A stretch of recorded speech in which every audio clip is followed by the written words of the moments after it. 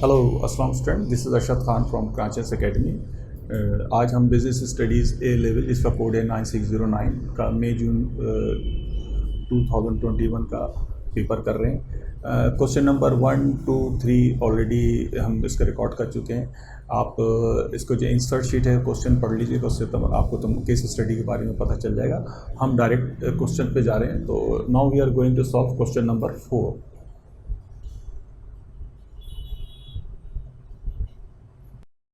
Question number 4 का ए है, ए का 1 है।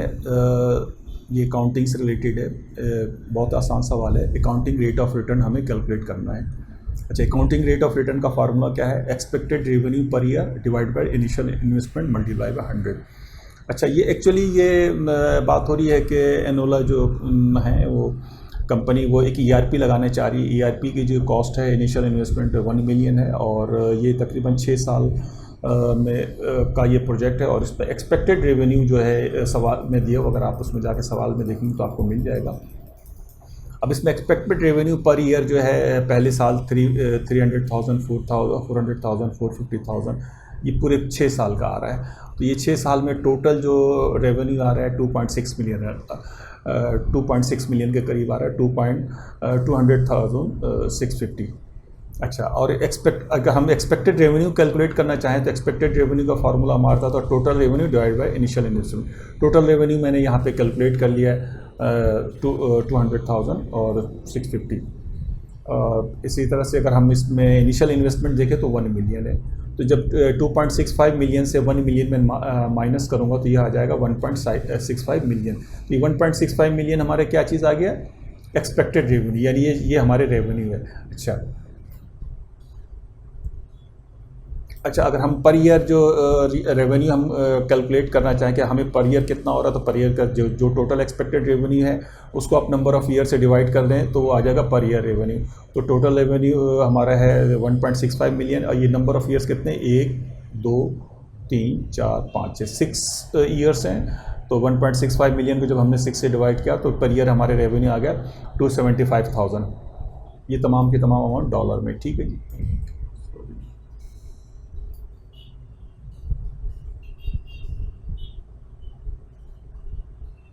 ठीक है, ये आ गया। अच्छा, अब इसको हम फार्मूले में पुट करेंगे तो हमारा ARR आ जाएगा। फार्मूले में हमारे क्या है कि ये expected revenue divide by initial investment multiply by 100।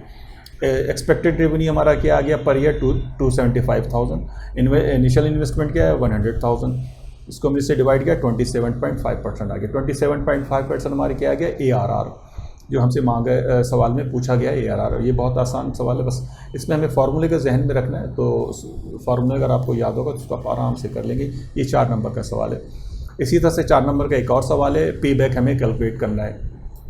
अच्छा, पे बैक की पूरी टेबल इसमें दी हुई। अगर आप टेबल में जाएंगे तो पे बैक का फार्मूला हमें पता चल जाएगा कि कब हमारा पे बैक हो रहा है। देखिए, हर ये टेबल है, एक इसमें कैश फ्लो है और क्यूमुलेटिव कैश फ्लो। पहले साल जो इनिशियल ईयर में 1 मिलियन का कैश आउटफ्लो है, फिर फर्स्ट ईयर में हमारे 300,000 के सेविंग है, तो हमारा क्यूमुलेटिव कैश फ्लो कितना हो गया? 700,000 नेगेटिव में। फिर ईयर 2 में हमारे पास इनफ्लो है कितना? 400,000 का, तो हमारा क्यूमुलेटिव इनफ्लो कितना कैश फ्लो हो गया? 300,000 नेगेटिव में। थर्ड ईयर में हमारे पास 450 इनफ्लो है, तो हमारा जो क्यूमुलेटिव कैश फ्लो कितना? 150 पॉजिटिव में आ गया। इसका मतलब तीसरे साल ही हमारा पे बैक हो गया, मगर कंप्लीट नहीं हुआ ये 2 साल और कुछ महीने। तो अगर हम महीने निकालना चाहें तो महीने निकालने का आसान फार्मूला हमारा 3,000 जो हमें देना था वो आ गया, डिवाइड बाय जो हमें 450 जो थर्ड ईयर में पे हुआ वो उसको डिवाइड कर दिया, मल्टीप्लाई बाय 12 कर दो, हमारे पास मंथ आ जाएंगे। तो ये हमारे पास कितने मंथ आ गए? 8 मंथ आ गए। अच्छा, पे बैक कितने साल में हो रहा है? यानी 2 ईयर्स पूरे के पूरे कंप्लीट हो गए, 2 ईयर्स और 8 मंथ। तो पे बैक पीरियड क्या आ गया? 2 ईयर्स एंड 8 मंथ, और 2.67 ईयर्स भी कर सकते हैं। ठीक है, तो ये हमारा एक बहुत ही आसान सवाल है। ये भी आप 4 नंबर का है, इसको आप कर लीजिएगा। तो ये 8 नंबर का क्वेश्चन 4A हो गया। अब हम आ जाते हैं 4B में। You may refer to your results to 4A and other information. Recommend whether Enola should invest in enterprise resource planning. Justify your recommendation. जो भी हमने पे बैक पीरियड दिखा वो रिगार्डिंग पे बैक पीरियड भी और जो ARR वो दोनों के दोनों रिलेट कर रहा था ERP के हवाले से। अगर हम ERP में 1 मिलियन इंटरेस्ट इन्वेस्ट करते हैं तो क्या होगा, तो हमें क्या उसको इन्वेस्ट करना चाहिए नीचे करना चाहिए, हम जस्टिफाई करने चाहिए। सबसे पहले हम कुछ डेफिनेशंस देख लेते हैं। ERP क्या है? The use of computer application to plan the purchase and use of resources in an organization to improve efficiency, part of supply chain management. ये सब और ये सप्लाई चेन मैनेजमेंट में ERP तो लाजमी बिल्कुल इनोवेटेबल है जिसको कहते हैं। बेनिफिट ऑफ ERP क्या है? Helps with inventory control, reduce cost of operations, link informations between departments, choosing best end supplier and most effective suppliers and supporting JIT manufacturing। हमें ERP से बहुत फ़ायदे हैं। देखिए सबसे तो ये है कि मुख्तलिफ डिपार्टमेंट से आपके जो लिंक बहुत आसान हो जाता है, कॉस्ट इफेक्टिव सप्लायर है। JIT पे अगर हम जाना चाहें तो JIT पे हमें सपोर्ट करेगा। फिर allocating jobs to appropriate production employees, फिर जो आप जो एम्प्लॉइज़ को के जो जॉब्स हैं उनके जो आप प्लानिंग करना चाहें तो उसमें ये आपको काफ़ी हेल्प करेगा, ये बेनिफिट है। अच्छा, दूसरे फैक्टर भी हमें देखना चाहिए अगर ERP पे हम जाते हैं। एक तो नंबर है कॉस्ट, उसकी कॉस्ट का ऐसा तो नहीं है बहुत महंगा कोई ERP लगाने जा रहे हैं। अवेलेबिलिटी ऑफ फाइनेंस, क्या हमारी कंपनी में फाइनेंस है इतनी जो हम रखेंगे हम ERP इंस्टॉल करने जाएं।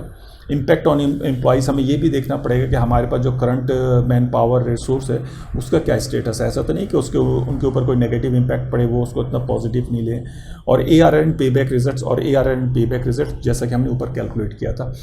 तो इन तमाम चीज़ों को हमें पता होना चाहिए अगर हम ERP के बारे में कोई डिसीजन लेना चाहें। एप्लीकेशन, अच्छा सबसे बड़ी बात है weakness of Enola is low inventory turnover है। एनोला जो आप अगर उसकी केस स्टडी पढ़ेंगे तो उसमें है कि उसके साथ एक बहुत बड़ा वीकनेस ये है कि उसके पास इन्वेंट्री टर्नओवर बहुत ही स्लो है।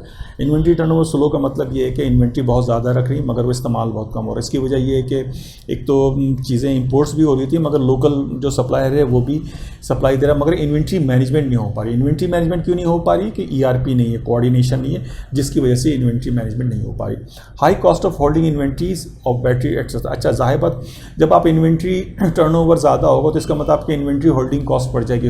इन्वेंट्री होल्डिंग कॉस्ट जो है आपके जो कॉस्ट ऑफ बिजनेस पे या कॉस्ट ऑफ प्रोडक्ट पे और कॉस्ट ऑफ फाइनेंस पे उस पर बहुत इम्पैक्ट करती है। तो ये एक बहुत बड़ी चीज़ होगी। पे बैक विद इन 3 ईयर्स। अच्छा दूसरा एक और चीज़ है कि इसका पे बैक जो 3 साल के अंदर है। Relative quick as ERP system has a 6 year life. ये एक बहुत बड़ा अच्छा फ़ायदा है कि इसका पे बैक 3 साल में, हालांकि जो इसके जो लाइफ है ERP का 6 ईयर, तो इसका मतलब है कि हम with in half period of its life हमें इसका फ़ायदा हो जाएगा। ARR इज़ हाई एट 27.5 और NPV इज़ 1.14 मिलियन। तो ये सब की सब चीज़ें देखा जाए तो हमारे लिए पॉजिटिव ही जा रहा है। अगर हम इसको एनालाइज करते हैं, ERP will support introduction of a JIT will reduce cost of stock holding।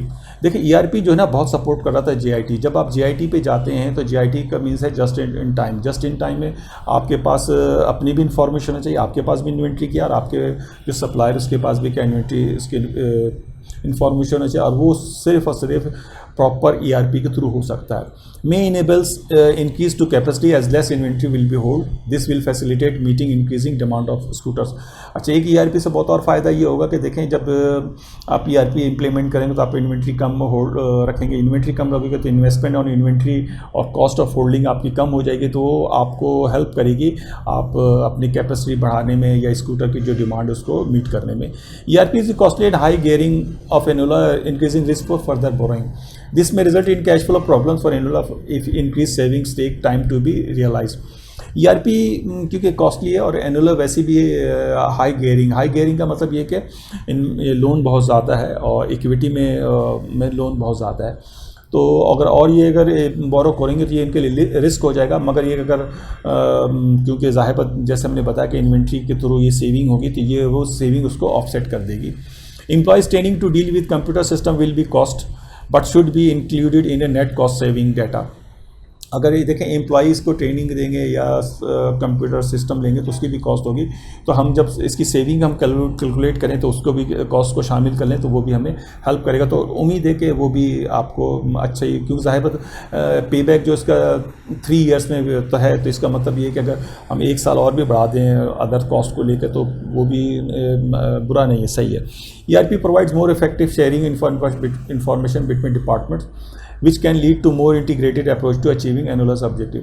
अच्छा, ERP क्योंकि देखें इंटीग्रेटेड इन्फॉर्मेशन है मुख्तलिफ डिपार्टमेंट के दरमियान, तो जो के बहुत हेल्प करेगा एनुला के जो ऑब्जेक्टिव है और काम करने का अप्रोच के हवाले से, वो उसको बहुत हेल्प करेगी। इंट्रोड्यूसिंग ERP में cause disruption to production in the short term reducing output whilst it is install. हाँ, शुरू में थोड़ा सा ERP जब इंस्टॉल होगा तो ज़ाहिर बात आपके जो क्योंकि उसको सिस्टम को इम्प्लीमेंट होने में और पूरा लोगों को अंडरस्टैंडिंग में थोड़ा सा टाइम लगता है, तो थोड़ा सा आपके शॉर्ट टर्म प्रॉब्लम होगी, प्रोडक्शन थोड़ा सा डिस्टर्ब करेगी, मगर फिर आगे चलकर वो स्मूथली हो जाएगा। अगर हम इन सब चीज़ों को इवेल्युएट करें तो ये हमें पता चलेगा cost savings are estimates made by the ERP specialist, can this figure be trusted as a specialist will wish to sell to annual. हमें ये देखना पड़ेगा कि देखें ERP की जो कॉस्ट सेविंग है जो एक स्पेशलिस्ट ने बताया ERP वाले ने, तो हो सकता है उसका अपना इंटरेस्ट हो ERP सॉफ्टवेयर सेल करने का। तो हमें ये देखना पड़ेगा कि अपने तौर पे भी हम अपने फाइनेंस के लोगों को इन्वॉल्व करके कि ये आया कि जो डाटा ये सेविंग बता रहे हैं ये रिलायबल है, तो फिर ये हमें चेक करना पड़ेगा। If ERP use to reduce inventory holding cost then success depend in part on the reliability of battery supplies in country P to deliver on time. अच्छा, जब देखें आप अगर हम इन्वेंट्री मैनेजमेंट करने जा रहे हैं थ्रू ERP और हम इन्वेंट्री रिड्यूस करने जा रहे हैं, तो क्योंकि बैटरी हमारा बहुत ही मेन इंपॉर्टेंट प्रोडक्ट है जो कि कंट्री P से आता है, तो हमें ये इंश्योर करना पड़ेगा कि हमारी डिलीवरी ऑन टाइम हो ताकि हमारी जो प्रोडक्शन में इंटरप्शन नहीं हो। अच्छा, इसके अलावा में और भी फैक्टर हमें कंसिडर करना चाहिए अगर हम ERP इंस्टॉल करने जाएंगे। एक तो हमें NPV और IRR भी देखना चाहिए कि वो क्या है। फिर डिपेंड्स ऑफ फिर हमें फाइनेंस की अवेलेबिलिटी देखना चाहिए, क्योंकि ऑलरेडी एनुअल जो है हाई गेयरिंग कंपनी है, तो ये फाइनेंस की अवेलेबिलिटी को भी चेक कर लें। हाउ लॉन्ग, और ये भी हमें देखना चाहिए कि ERP सिस्टम लगने में कितना टाइम लगेगा। ऐसा तो नहीं कि बहुत ज़्यादा टाइम लग जाए तो वो हमारे जो प्रोडक्शन को और पूरे सिस्टम को लोगों को इंटरप्ट करे, और ऐसा नहीं कि लोग उसको मायूस हो जाए, उनको फ़ायदा उनको नज़र नहीं आए।